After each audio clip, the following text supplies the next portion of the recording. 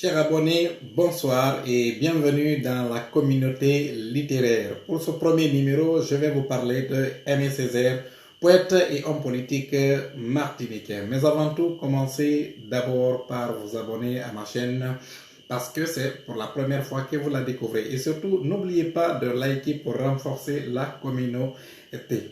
Et c'est parti. Aimé Césaire est un écrivain, poète et homme politique martiniquais, né le 26 juin 1913 à Fort-de-France, en Martinique. Brillant élève au lycée Louis le Grand, Césaire s'érige très rapidement en figure incontournable dans la lutte pour l'émancipation nègre, aux côtés de plusieurs autres piliers de l'intelligentsia noire comme Léopold Sédar Senghor du Sénégal et le Guyanais Léon Gontran Damas. Avec ces derniers, il fonde l'étudiant noir périodique sous les colonnes duquel d'ailleurs il invente la négritude qui devint très rapidement un vaste mouvement culturel et artistique pour lutter contre le mépris à l'égard de la race noire, afin de rétablir bien sûr l'égalité raciale entre toutes les races du monde. Le mouvement et les concepts de la négritude furent mal perçus par les Européens. Césaire a donc jugé utile de lever l'équivoque. Que faut-il entendre par négritude? Oui, je sais que le mot n'est pas très bon, mais on n'a pas trouvé d'autre. En tout cas, il dit bien ce qu'il veut dire.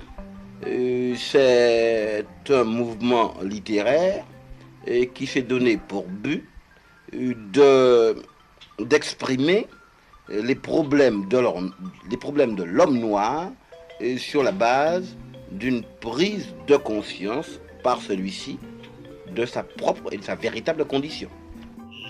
L'homme à la plume tranchante écrit de nombreux et grands ouvrages littéraires, au nombre desquels on peut citer Le Cahier de retour au pays natal 1939, Le discours sur le colonialisme 1955, mais aussi La tragédie du roi Christophe et Une saison au Congo dans les années 60 au lendemain des indépendances.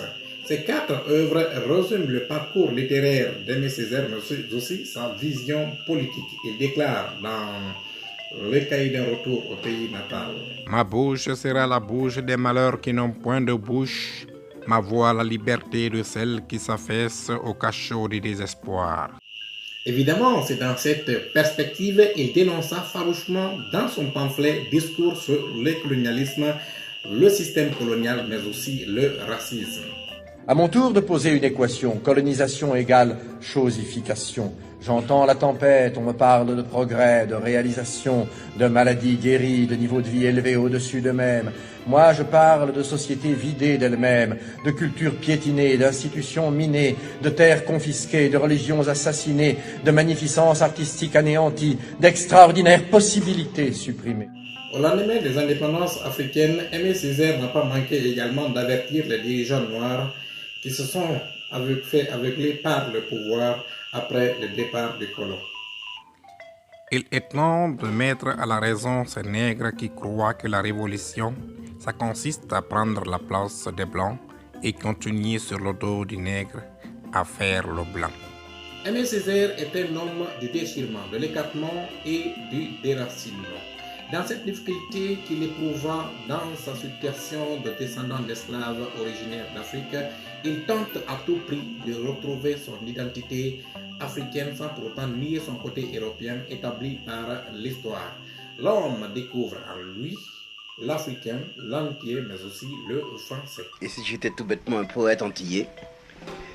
Après tout, c'est cela, les Antilles. Les Antilles, c'est l'Afrique plus la France. Par exemple, quand j'ai été à Saint-Louis, du Sénégal, j'ai vraiment eu l'impression que j'étais aux Antilles parce que je retrouvais là précisément la double composante, la composante France et puis la composante Afrique. Aimé Césaire est un homme politique très aguerri. Il fut député à l'Assemblée française, mais aussi maire de Fort-de-France. En Césaire, l'humanisme était un comportement, voire une nature. Son combat contre le racisme n'était pas seulement en faveur des Noirs, mais pour toutes les nations du monde victimes de ségrégation et d'oppression. Césaire était plus qu'un grand homme, comme le témoigne Daniel Maximin. C'était pas un grand homme, c'était un condensé d'humanité. Notre héros universel en littérature et en politique s'éteignit à l'âge de 90 ans le 17 avril 2008 après avoir accompli pour l'humanité une œuvre gigantesque.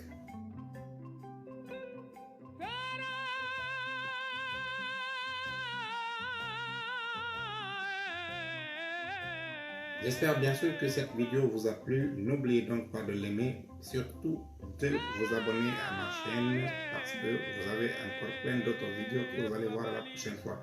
Merci à tous. Ciao.